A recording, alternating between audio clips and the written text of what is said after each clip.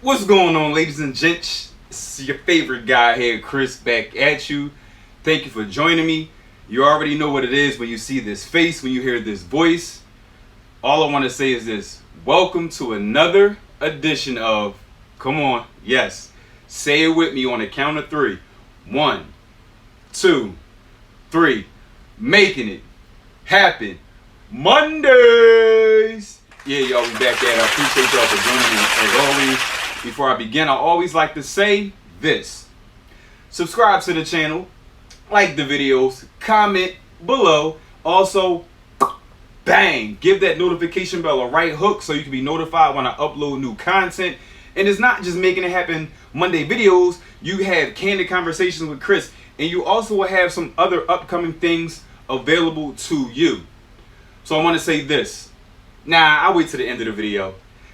At the end of this video, I got 2 great surprises for you. Well, 1 good surprise and just an update on something that's coming up next this upcoming Saturday. So let's get to it, y'all. Last week I talked about making things attractive. And when you make things attractive, you're more inclined to do it. Now, I'm going to say that again. When you make things you have to do attractive, meaning if you have something to do, then you know you want to do something after that, you have to make that want very attractive for you to be inclined to do what you need to do to get to the point of doing what you want to do. I hope you caught that. But last week we talked about habits and how we can make habits and things we have to do attractive. This week we're going to talk about habits again, and we're going to talking about pushing forward with those things. So let's jump right into it. Because let me just say this: habits are mental shortcuts that are learned from experience. Let me say that again. Excuse me. Habits are mental shortcuts that are learned by experience. So the things that we have formulated a habit with and for is because they are mental shortcuts for us. They are mental things that we have developed over a course of time, because as humans, we're repetitive creatures. That's what we're known for. We're known for other things as well, but we are mainly known for repetitive behaviors, and those things cause habits. So habits have a 4-step building process. Let me repeat that. Habits are a 4-step building process. And when I say that because, excuse me. I'm sorry. I had some water. There's just water in here. No libations or no spirits or anything like that, but it's just strictly water. Excuse me. Kind of parched.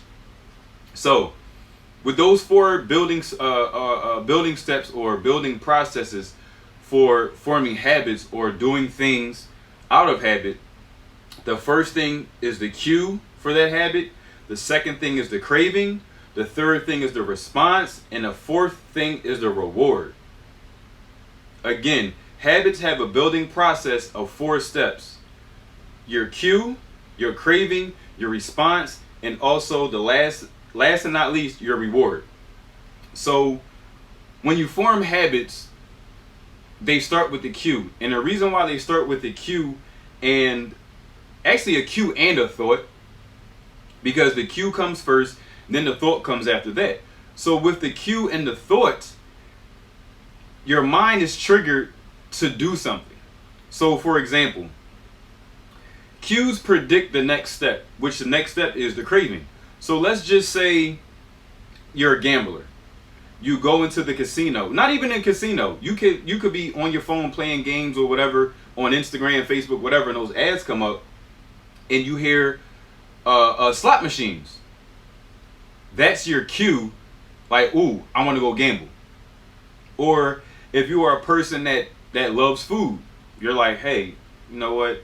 Driving down the street, you may smell bacon, or you may smell burgers being cooked.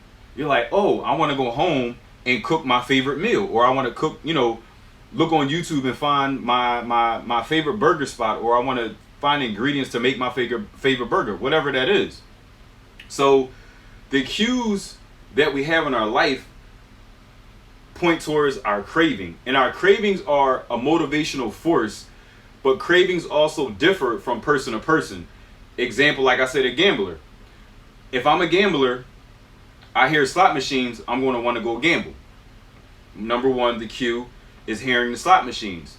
The second thing is the craving to go gamble. So if I'm not a gambler, I may just hear slot machines as background noise. You following what I'm saying?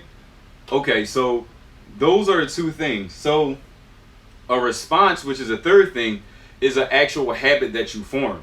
So when you get to the response part, that's the act of going to the casino and playing slot machines or gambling on the tables or things like that. So that's what pretty much the first three things are when forming a habit. You have the cue, which you hear the sounds of the slot machines, or you smell your favorite food, or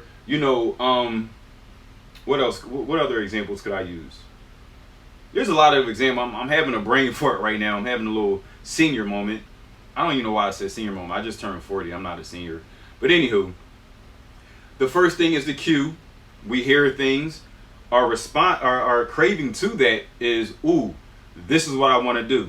So you smell barbecue. Ooh, craving, I want to go home and barbecue, or I want to go to my favorite barbecue spot. The third thing is a response. And a response is the actual act of doing what the cue has prompted you to do. Follow me, stay with me, follow me. Excuse me. I don't know why today my mouth is dry. I think my mouth gets dry when I get excited. But anyway, so the third thing is a response, and a response is the habit that you're forming in the actual act of doing what the cue has caused you to do.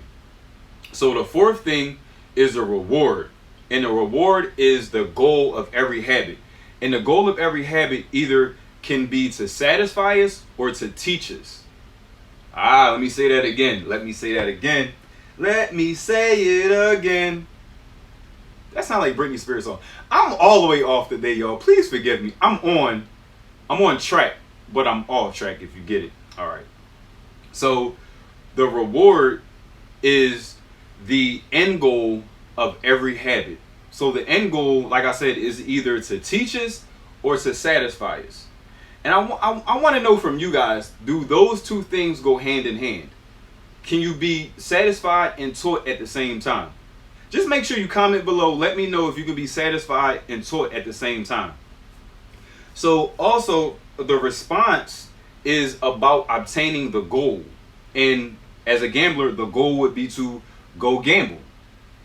So again, forming a habit is a 4-step process. You have your cue, you have your craving, you have your response, and you have your reward. And craving is about wanting the reward. So when you crave something, that's what you want. You crave food, you want food. You crave to gamble, you want to gamble. You crave extreme sports.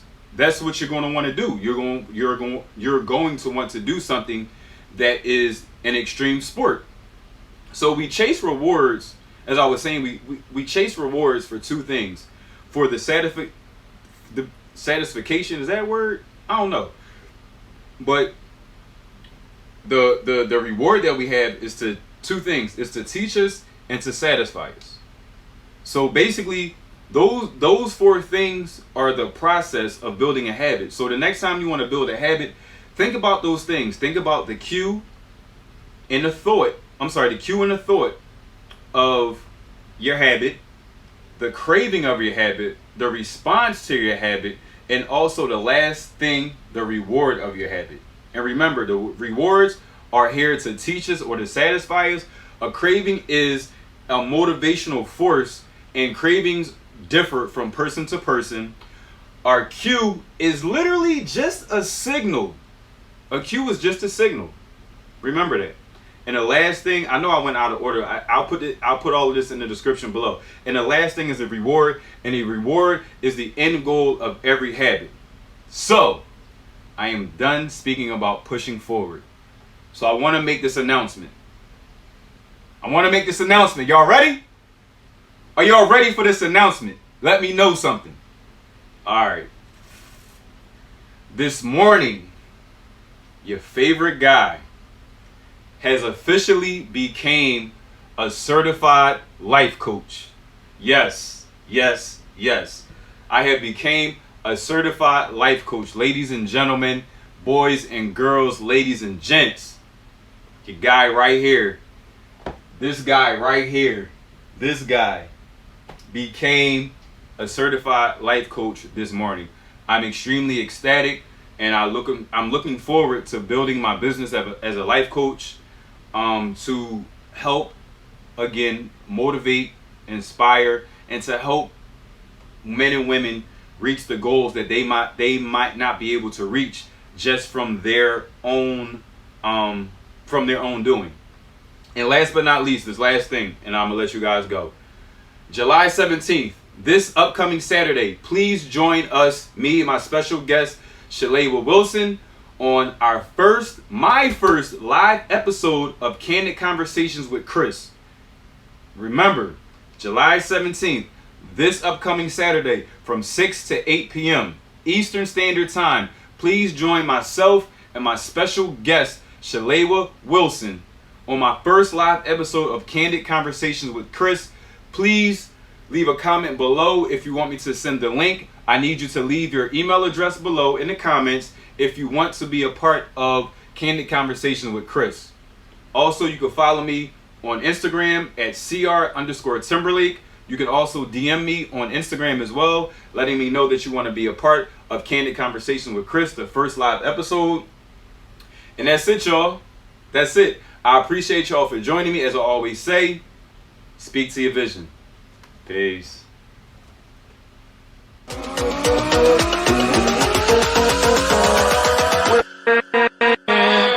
With